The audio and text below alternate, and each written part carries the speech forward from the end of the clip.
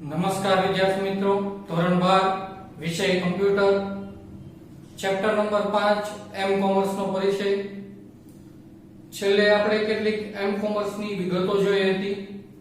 હવે પછી એમ કોમર્સ ની અંદર જે સુરક્ષા છે કે તમે એમ કોમર્સ ઉપયોગ કરો છો તો કેટલી તમને સુરક્ષા આપવામાં આવે છે, સાથે સાથે કેટલી એના ભય સ્થાનો આવેલા છે અને એ ભય સ્થાનોને પહોંચી વળવા કયા કયા પ્રકારના સોફ્ટવેરનો ઉપયોગ કરવામાં આવે છે. તો એની વાત આજે આપણે આજના લેક્ચરમાં કરવાની છે. બોર્ડની પરીક્ષાની અંદર 3 થી 4 માર્કનું વેઇટેજ આજના ટોપિકમાં પૂછાતું હોય છે. એ પણ હું મુદ્દા હાઇલાઇટ કરીશ. એ મુદ્દા તમારે ખાસ નોંધ કરી લેવાના છે. તો જોઈએ આપણે. તો પહેલું છે ઈ કોમર્સ અને એમ કોમર્સ ની સુરક્ષાની સમસ્યાઓ, કે ભાઈ કેવી કેવી પ્રકારની સમસ્યાઓ તમે ઈ કોમર્સ ને એમ કોમર્સ ની અંદર જોઈએ. ઈ કોમર્સ આપણે આગળના ચેપ્ટર ની અંદર જોયેલું છે અને એમ કોમર્સ આપણે આ ચેપ્ટર ની અંદર જોઈએ છે. તો સૌથી પહેલો પ્રશ્ન છે ગુપ્તતા. શું આપવામાં આવ્યું છે? ગુપ્તતા. હવે ગુપ્તતા શું કરે છે? તો કે માહિતીને ગુપ્ત રાખવા માટે સાંકેતિકરણનો ઉપયોગ કરવામાં આવે છે. બરોબર? માહિતીને ગુપ્ત શું કામ રાખવી પડે? માનો કે તમારી ક્રેડિટ કાર્ડની ડિટેલ છે, લોગિન આઈડી છે, અથવા તો એવા ટેક્સ્ટ મેસેજ છે, તમારા ઈમેલો છે, એ કોઈ ત્રીજી એટલે કે ત્રાહિત પક્ષ, ત્રીજી વ્યક્તિ એને એક્સેસ ન કરી શકે, એને વાંચી ન શકે, એની અંદર સુધારા વધારા ન કરી શકે, એના માટે સાંકેતિકરણનો ઉપયોગ કરવામાં આવે છે. સાંકેતિકરણ કેમ કામ કરે છે એ આપણે આગળ જોઈશું. તો આપણે યાદ રાખવાનું છે કે માહિતીને ગુપ્ત રાખવા માટે, સિક્યોર રાખવા માટે શેનો ઉપયોગ કરવામાં આવે છે? સાંકેતિકરણનો ઉપયોગ કરવામાં આવે છે. ઓકે. ત્યાર પછી છે અખંડિતતા. અખંડિતતા એટલે શું? તો કે માહિતી બદલાતી નથી તેની ખાતરી આપવામાં આવે છે. કઈ રીતે? માનો કે એ નામનો એક વ્યક્તિ છે, એ વ્યક્તિ બી નામના વ્યક્તિને સંદેશો મોકલે છે, બંને વચ્ચે વાતચીત થાય છે. બરોબર? એ વ્યક્તિ કોને સંદેશો મોકલે છે? બી ને. પણ ઇન્ટરનેટ નું માધ્યમ હોવાથી કોઈ સી નામનો વ્યક્તિ, જેને આપણે ત્રાહિત પક્ષ કહીએ છીએ, આ સી નામનો વ્યક્તિ જ્યારે એ નામના વ્યક્તિને સંદેશો મોકલે ત્યારે એના સંદેશામાં સી નામનો વ્યક્તિ એટલે કે ત્રાહિત પક્ષ કોઈ પણ પ્રકારનો ફેરફાર નથી કરતો એવી સુરક્ષા આપવામાં આવે છે, જેને આપણે અખંડિતતા તરીકે ઓળખવામાં આવે છે. એટલે ઘણીવાર કેવું થાય કે એ નામનો વ્યક્તિ છે ઈમેલ થી સંદેશો મોકલતો હોય, એટલે કે ઈમેલ ની અંદર તો તમને ખબર હશે, તમે ઓનલાઈન નહીં હો તો પણ તમારા ઈમેલમાં મેસેજ આવી જશે, વોટ્સએપમાં પણ એવું થશે કે તમે ઓનલાઈન નહીં હો તો પણ સામેની વાળી વ્યક્તિને મેસેજ સેન્ડ થઈ જાય, પણ એ રિસીવ થાય એનો અલગ સિમ્બોલ આપે છે. તો એ સેન્ડ થઈ જાય તો એ સંદેશો, માનો કે એ વ્યક્તિ સંદેશો મોકલે છે તો એ જાય ક્યાં? તો કે અહીંયા આની અંદર એક સર્વર હોય, તો એ સંદેશો ક્યાં જાય? માનો કે WhatsApp ની અંદર તમે વાત કરો છો તો કે એ નામના વ્યક્તિએ સંદેશો મોકલ્યો પણ બી નામનો વ્યક્તિ ઓનલાઈન નથી, તો એ સંદેશો ગયો ક્યાં? સર્વરમાં. એટલે કે સર્વરની અંદર એ સંદેશો પડેલો જશે. જો ઇન કેસ સી નામનો વ્યક્તિ સર્વરમાં આવી અને એ સંદેશામાં અંદર ઘૂસણખોરીથી ઘૂસી જાય છે તો એ સંદેશામાં ફેરફાર કરીએ, શું કરી શકીએ? ફેરફાર કરી શકે, અથવા તો એ સંદેશાને વાંચી શકે. પણ એવું પોસિબલ નથી થતું, એની તમને સિક્યુરિટી આપવામાં આવે છે. પણ ઘણા કેસની અંદર એ પણ પોસિબલ છે કે ભાઈ તમારો સંદેશો ત્રીજી વ્યક્તિ વાંચી પણ શકે છે. જેમ કે ઇન્ટરનેટ હોય એની અંદર વ્હાઇટ હેટ બે વસ્તુ હોય, એક વ્હાઇટ હેડ તરીકે ઓળખવામાં આવે નેટને, અને બ્લેક હેડ તરીકે ઓળખવામાં આવે. વ્હાઇટ હેડ છે ને એ સિક્યુર એટલે કે બધા પ્રોફેશનલ વ્યક્તિઓ ઇન્ટરનેટની અંદર વાત કરતા હોય જેમ કે આપણે બધા. પણ બ્લેક હેડ છે એ હેકિંગનો એક ભાગ છે કે જેમની અંદર બીજાની સિસ્ટમની અંદર બીજાના પ્રોગ્રામની અંદર ઘૂસણખોરી કરી અને એને નુકસાન પહોંચાડવાનું કામ કરે છે. તો આ સી નામનો વ્યક્તિ છે જેને આપણે ત્રાહિત પક્ષ કહીએ છીએ બ્લેક હેડમાં આવે, અને વ્હાઇટ હેડની અંદર આ બે નામ એ અને બી નામના વ્યક્તિઓ આવે. તો કે એમાં કોઈ પણ ફેરફાર નથી થતો એની આપણે ખાતરી આપવામાં આવે છે. ઓકે, ત્યાર પછી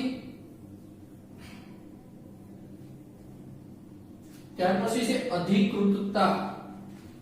અધિકૃતતા એટલે શું? તો કે માનો કે તમે WhatsApp ની અંદર એકાઉન્ટ ઓપન કરાવો છો અથવા તો Amazon Prime ની અંદર તમે એકાઉન્ટ ઓપન કરાવો છો, તો Amazon Prime ની અંદર એક સિસ્ટમ આવે છે, તમને ખબર હોય કે તમે યુઝર નેમ ને પાસવર્ડ નાખો તો લોગિન થઈ જાય. બરોબર? જનરલી દરેક ની અંદર આ સિસ્ટમ હોય, યુઝર નેમ ને પાસવર્ડ નાખીએ એટલે લોગિન થઈ જાય. પણ Amazon Prime એક વધારે પ્રકારની સિક્યુરિટી જેને ટુ વે વેરિફિકેશન તરીકે ઓળખવામાં આવે છે, ટુ સ્ટેપ વેરિફિકેશન. બરોબર? હવે એમાં કેવું હોય કે લોગિન અને યુઝર નેમ નાખો, માનો કે ઈ જ પાસવર્ડ બીજી કોઈ વ્યક્તિને મળી જાય છે, તો બેંકની અંદર તમે જાઓ અને તમારું એટીએમ કાર્ડ ખોવાઈ ગયું અને કોઈને પાસવર્ડ ખબર હોય તો પૈસા ઉપડી જાય. હા, ઉપડી જાય. પણ Amazon Prime ની અંદર કેવું છે, Amazon ની વેબસાઈટમાં કેવું છે કે તમે લોગિન થાઓ એટલે કે યુઝર નેમ પાસવર્ડ નાખો એટલે સીધું ટુ સ્ટેપ વેરિફિકેશન આવે. બસ ટુ સ્ટેપ વેરિફિકેશનમાં શું હોય કે તમે જે એકાઉન્ટ ક્રિએટ કર્યું હોય, તમે મોબાઈલ નંબર નાખ્યો હોય અથવા તો ઈમેલ નાખ્યો હોય, એ મોબાઈલ અથવા તો ઈમેલ ની અંદર તરત Amazon Prime નું જે કઈ સર્વર હશે, Amazon ની વેબસાઈટ નું સર્વર હશે, એ સર્વર ડાયરેક્ટ તમારા ઈમેલ કે મોબાઈલ ની અંદર એક ઓટીપી મૂકશે જેને આપણે વન ટાઈમ પાસવર્ડ તરીકે ઓળખીએ છીએ.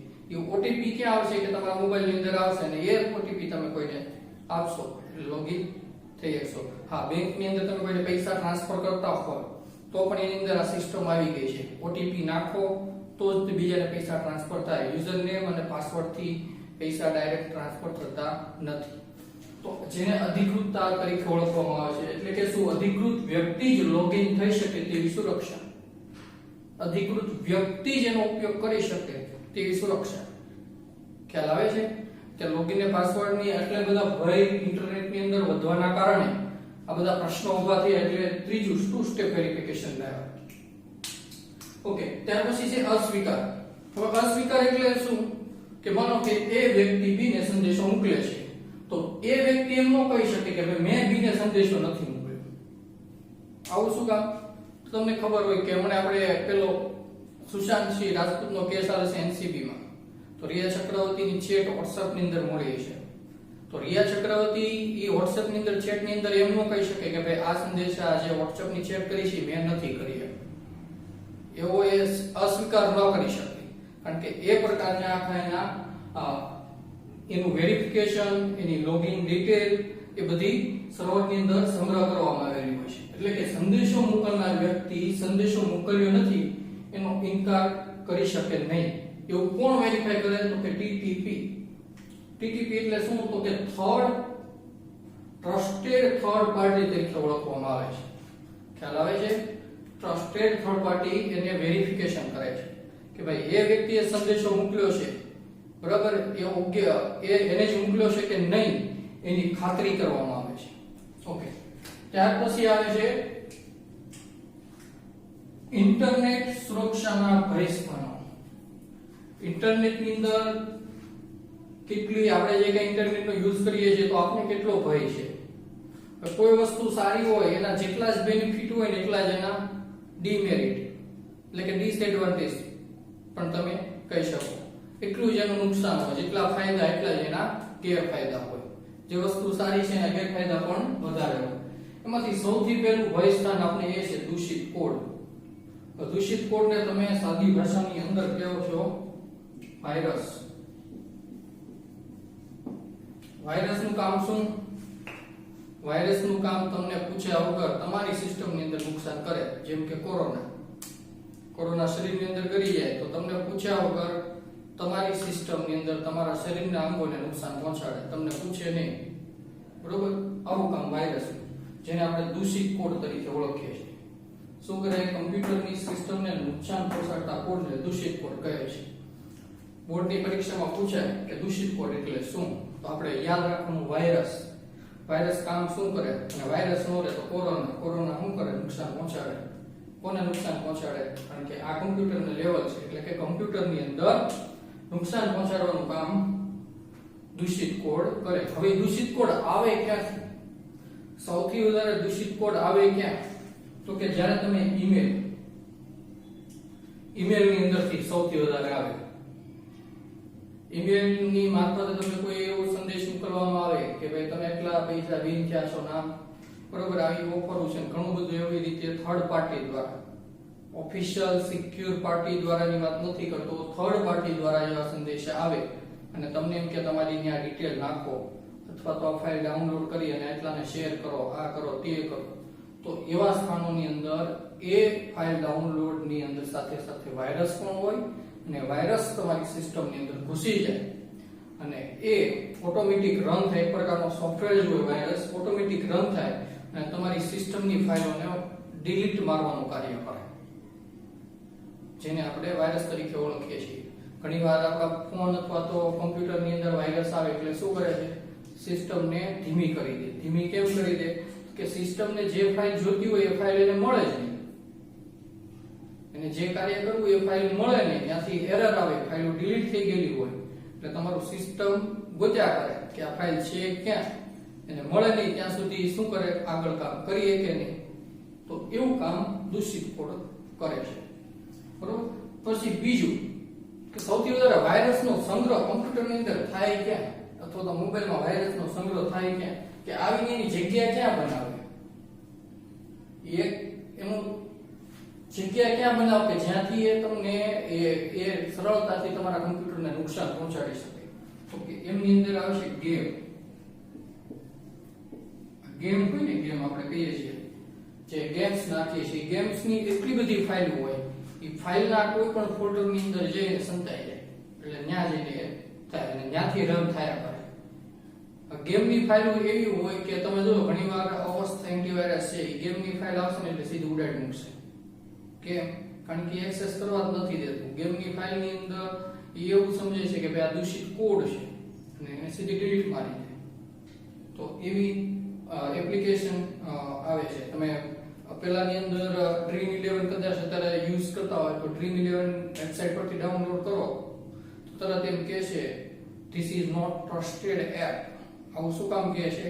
કારણ કે એ ગૂગલ ના પ્લે સ્ટોર દ્વારા વેરીફાઈ કરેલી નથી. ગૂગલ ના પ્લે સ્ટોરે એ એપ હટાવી દીધેલી છે. એટલે એ એપ એને હટાવેલી હોય અને પછી તમે એને ઇન્સ્ટોલ કરો તો તમને એમ કે આની અંદર રિસ્ક છે, બરોબર? તો ગેમની અંદર પણ આવું હોય છે. ગેમની અંદર ઘણી બધી એવી ફાઇલો હોય અને એ ગમે ત્યાંથી આવીને તમારા સિસ્ટમની અંદર ઘૂસી જતી હોય છે. તો દૂષિત કોડનું સૌથી મોટું ભય સ્થાન છે. ત્યાર પછી સ્નીફિંગ. આ પણ પરીક્ષામાં પૂછાય છે. સ્નીફિંગ એટલે શું? અથવા તો એવી રીતે કહેવામાં આવ્યું હોય કે એવો પ્રોગ્રામ જે ઈમેલ, સંદેશા, લોગિન, પાસવર્ડ, ક્રેડિટ કાર્ડ જેવી માહિતી વાંચી શકે, કે તમારી ઈમેલ, ક્રેડિટ કાર્ડ, પાસવર્ડ જેવી માહિતી વાંચી શકે, તેને શું કહેવામાં આવે છે? તો એને કહેવામાં આવે સ્નીફિંગ. આપણે યાદ રાખવાનું છે, બરોબર? સ્નીફિંગ નો ઉપયોગ શું થાય? તો કે ક્રેડિટ કાર્ડ, ઈમેલ, સંદેશા, લોગિન, પાસવર્ડ જેવી માહિતી વાંચી શકે, એને સ્નીફિંગ તરીકે ઓળખવામાં આવે છે. ઓકે. ત્યાર પછી જે સેવાઓનો અસ્વીકાર સ્વરૂપે, તો કે વારંવાર સંદેશા અથવા તો પ્રોગ્રામને રન કરી સિસ્ટમના નેટવર્કને બંધ કરી દે. એકની એક ફાઇલ તમારા કમ્પ્યુટરની અંદર રન થયા જ કરે. જેમ કે એકની એક ફાઇલ હોય, નવા ફોલ્ડર ક્રિએટ કર્યા જ કરે. આ વાયરસ જેવું કામ છે. તમને એમ કે આવી સેવાઓ આપે છે, પણ સેવાના બહાને એ લોકો તમારી સાથે ફ્રોડ કરે અને એ ફાઇલ તમારી અંદર નવી 0 KB ની ફાઇલો નકલી બનાવી કરે, કે ફોલ્ડર નવા ક્રિએટ કર્યા જ કરે. એટલા બધા ક્રિએટ કરી નાખે કે તમારી સિસ્ટમની અંદર જે મેમરી સ્પેસ હોય અથવા તો બીજી જે પ્રોસેસ હોય એ પ્રોસેસ બધી એમાં રોકાય છે. એટલે તમારી સિસ્ટમ સમજી શકે નહીં, સિસ્ટમ શું થઈ જાય? બંધ થઈ જાય. તો તો એ બંધ થઈ જાય એને કહેવામાં આવશે સેવાના અસ્વીકાર સ્વરૂપે. ઓકે, ત્યાર પછી છે સાયબર જંગલિયાત. આ પણ પરીક્ષાની અંદર વારંવાર પૂછાય છે. સ્નીપિંગ પણ પૂછાય, દૂષિત કોડ પણ પૂછાય. બરોબર. હવે એમાં છે સાયબર જંગલિયાત. તો સાયબર જંગલિયાત એટલે શું? તો કે સાયબર જંગલિયાત એવી છે કે વેબસાઇટ પર કરવામાં આવતી ઇલેક્ટ્રોનિક ભાંગફોડને. ઇલેક્ટ્રોનિક ભાંગફોડ એટલે શું? વેબસાઇટની અંદર કઈ રીતની ભાંગફોડ કરવામાં આવે? તો કે માનો કે વેબસાઇટની અંદર તમારી જે માહિતી છે, વેબસાઇટની માહિતીને શું કરે? તો કે એ માહિતીના પેજ અથવા તો લખાણને બદલી નાખે. ઘણી વાર તમને ખબર હોય તો વેબસાઇટ હેક કરી હોય તો ત્યાં જે હેકર હોય એ પોતાનું પેજ એ વેબસાઇટ ઉપર નાખી દે. એટલે જે કોઈ લોગિન થાય ને એને પોતાનું નાખે, ધીસ ઇઝ વેબસાઇટ હેક. અથવા તો કોઈનું એકાઉન્ટ હેક કરેલું હોય તો એકાઉન્ટની અંદર એ પોતાનો એક ફોટો અથવા તો કોઈનું એક પેજ અથવા તો પોતાનું લખાણ મોકલી દે. આને કહેવામાં આવે સાયબર જંગલિયાત. કે તમારી સિસ્ટમ અથવા તો તમારા એકાઉન્ટ ઉપર થતું આક્રમણ છે અને એ અંદરની માહિતી બદલી નાખે. તો વેબસાઇટની માહિતી બદલી નાખે એને શું કહેવામાં આવે? સાયબર જંગલિયાત. ઓકે, છેતરપિંડી તરીકે ઓળખવામાં આવે છે. હવે પછીનો છે છેતરપિંડી. તો છેતરપિંડી એટલે શું?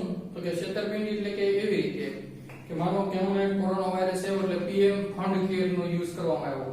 ઈ પહેલા સર્જિકલ સ્ટ્રાઇક ની અંદર જે પેલા હુમલો પાકિસ્તાન દ્વારા કરવામાં આવ્યો અને એમાં કેટલા જવાનો શહીદ થઈ ગયા, તો એની પાછળ આર્મીનું ફંડ આવ્યું હતું. તો આર્મીના ફંડની અંદર એ સમયે ઘણી બધી વેબસાઇટો આવી ગઈ કે ભાઈ તમે આની અંદર જે પૈસા ડોનેટ કરો એ આર્મીના જવાનોને મળવાની છે. તો આવી રીતે ઘણા બધા એવા વ્યક્તિ હોય કે માનો કે જે પીએમ ફંડ કેર નામની વેબસાઇટ આવી હોય,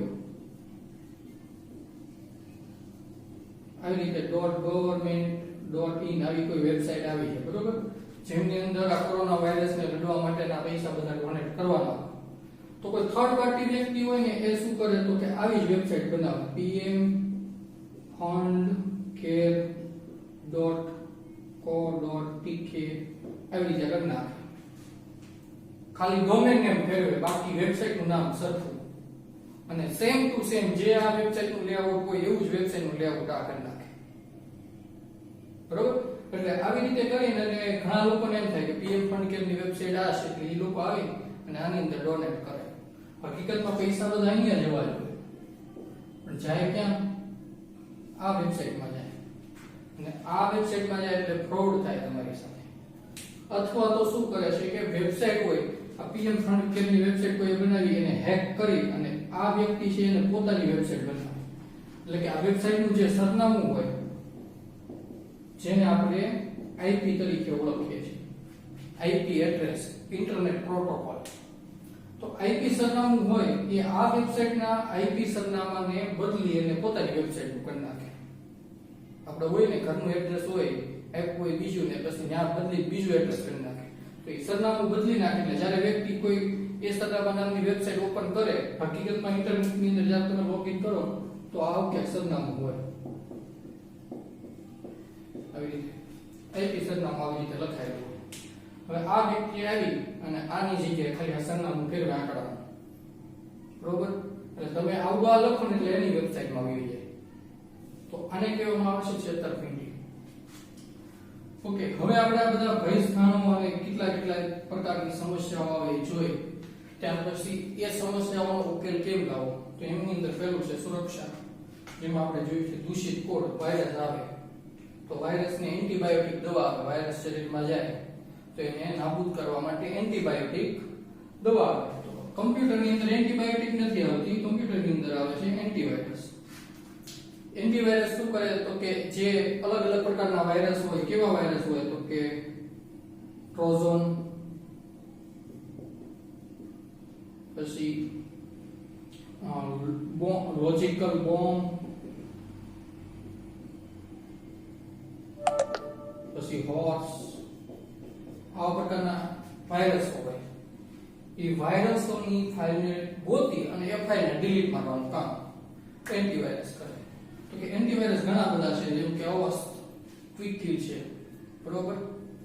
તો તો આ બધા પ્રકારના એન્ટીવાયરસ હોય. અત્યારે આપણા મોબાઈલની અંદર પણ એન્ટીવાયરસની સુવિધા આવી ગઈ છે. તમે ડાયરેક્ટ ત્યાં જઈ અને સિક્યુરિટી સ્કેન કરી અને જો કોઈ ઘણી વાર તમે જોશો તો ટ્રોજન બહુ વારંવાર વાયરસ આવતો હશે ને એ ફાઇલને ડિલીટ કરવાનું કામ કરે.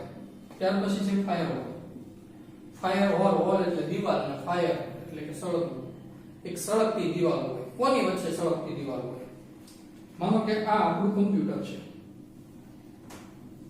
તમે એને નેટવર્ક દ્વારા જોડો છો એક બીજા કમ્પ્યુટર સાથે અથવા તો બીજા નેટવર્ક સાથે.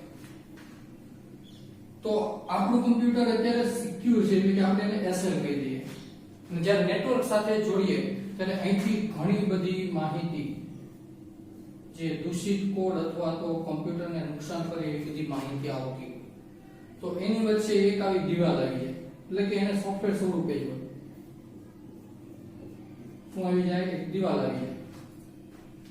એટલે કે આને પરથી જે આવી દૂષિત કોડ, સાયબર જંગલિયાત છે, પછી સ્નીપિંગ છે, બરોબર?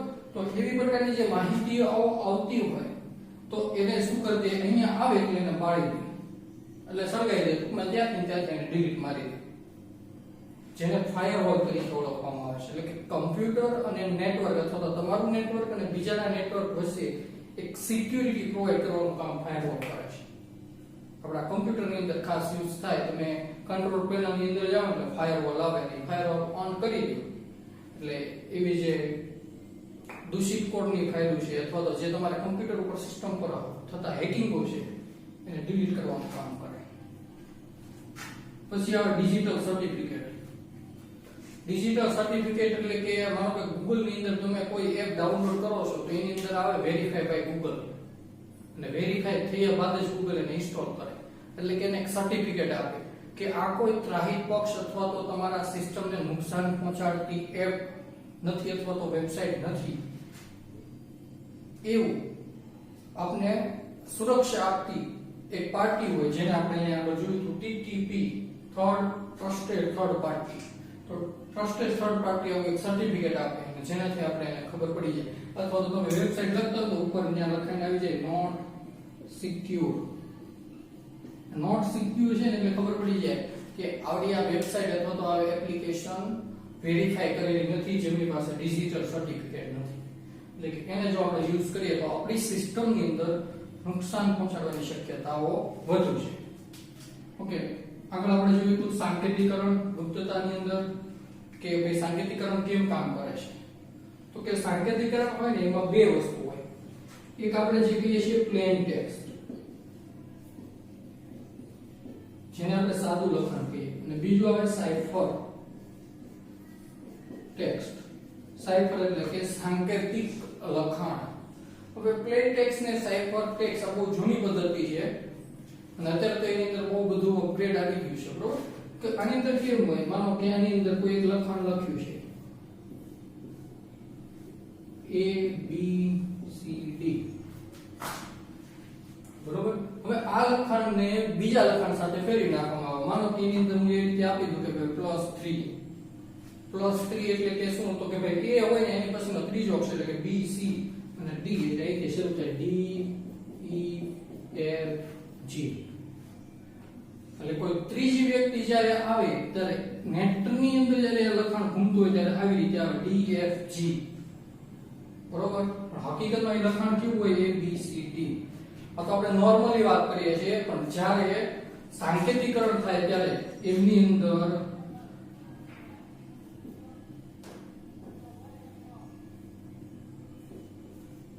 આ સિમ્બોલ વાળું પણ લખાણ આવી જાય, બરોબર? આવી રીતે આપણે સમજવા માટે પેલું એક્ઝામ્પલ લીધું. એટલે જ્યારે કોઈ વ્યક્તિ થર્ડ પાર્ટી એ પાસવર્ડ, યુઝર નેમ કે તમારી લોગિન ડિટેલ ચેક કરે અને એની અંદર ઘૂસવાની કોશિશ કરે તો એની સામે આવી રીતે આમ આવે. ઘણીવાર તમે જોયું છે વેબસાઇટ ની અંદર કોપી પેસ્ટ પાસવર્ડ કરો ને એટલે ઓટોમેટિક એ સાંકેતિકરણ ત્યાં કરી નાખે. જેવું તમે નાખો ને એટલે માનો કે આપણી રીતે આવી રીતે પાસવર્ડ નું બોક્સ હોય એમાં માનો કે આવી રીતે 4 અક્ષર નાખ્યા અને જેવું આપણે એન્ટર આપીએ એટલે ઓટોમેટિક અહીંયા કેટલા બધા અક્ષર થઈ જાય. પાસવર્ડ આપણે 4 અક્ષરનો નાખ્યો પછી ત્યાં ઘણા બધા થઈ જાય. તો ઈ કોણ કરે? તો ઈ સાંકેતિકરણ કરે. અને પછી કોઈ માનો કે ઈ સમય કોઈ એને કોપી કરવા જાય, જેવું તમે એન્ટર આપો કોપી કરવા જાય તો એને લખાણ કે એવી રીતે 4 આંકડાનું એને બધા 10 અક્ષરોનું 15 અક્ષરોનું અથવા તો બીજું લખાણ દર્શાવવામાં આવે જેને સાંકેતિકરણ તરીકે ઓળખવામાં આવે છે. પ્લેન ટેક્સ્ટ અને સાઇફર ટેક્સ્ટ. સાદા લખાણને પ્લેન એટલે કે આપણે યાદ રાખવાનું છે કે સાદા લખાણને સાંકેતિકમાં ફેરવવાનું કામ સાંકેતિકરણ કરે અથવા તો પ્લેન ટેક્સ્ટને સાઇફર ટેક્સ્ટમાં બદલવાનું કામ સાંકેતિકરણ કરે. ઓકે, ત્યાર પછી આવે SSL સિક્યુર સોકેટ લેયર જેને નેટસ્કેપ નેવિગેટર નામની કંપની છે. નેટસ્કેપ દ્વારા સ્વીકારવામાં આવ્યું. તો આગળ આપણે જાવા લેંગ્વેજ આવશે. જાવા નહીં પણ જાવાસ્ક્રિપ્ટ આપણે જોઈ છે. તો જાવાસ્ક્રિપ્ટ પણ નેટસ્કેપ દ્વારા બનાવવામાં આવેલી છે. બરોબર, જે SSL એટલે કે સિક્યુર સોકેટ લેયર નું યુઝ કરે છે. આ ક્યારે યુઝ થાય કે માનો કે તમે પેમેન્ટ કરો છો ક્રેડિટ કાર્ડ થી અથવા તો બેંકની નેટ બેન્કિંગ કરો છો તો એમની અંદર તમને ખબર હશે યુઝ આવે weight four secure SSL certificate એટલે કે એક એવી પાર્ટી હોય જે તમારા ક્રેડિટ કાર્ડ, તમારા ડેબિટ કાર્ડ, તમારો પાસવર્ડ, યુઝર નેમ ને સિક્યુર રાખવાનું કાર્ય SSL દ્વારા કરવામાં આવે છે. બરોબર, તો આજના લેક્ચરની અંદર આપણે ઈ-કોમર્સ અને એમ-કોમર્સ ના સુરક્ષાની સમસ્યાઓ જોઈ કે ભાઈ એની સમસ્યાઓ કઈ કઈ હતી. તો કે ગુપ્તતા, ખંડિતતા, અધિકૃતતા, અસ્વીકાર. આ 4 પ્રકારની સમસ્યાઓ જે મોસ્ટ ઓફ હતી. પછી એની અંદર ભય સ્થાનો કેળા હતા તો કે દૂષિત કોડ હતો, સ્નીપિંગ હતું, સાયબર જંગલિયાત, સેવાનો અસ્વીકાર અને છેતરપિંડી. હવે આ ભય સ્થાનોને પહોંચી વળવા માટે પાછા 5 અલગ અલગ પ્રકારની સુરક્ષાના ઉપાય હતા. એમાં એન્ટીવાયરસ હોય, ફાયરવોલ હોય, ડિજિટલ સર્ટિફિકેટ, સાંકેતિકરણ અને SSL. આટલી અલગ પ્રકારની આપણે સુરક્ષાઓ મેળવી. તો હવે પછીના આગળના લેક્ચરમાં આપણે એમ-કોમર્સનો પરિચય મેળવીશું.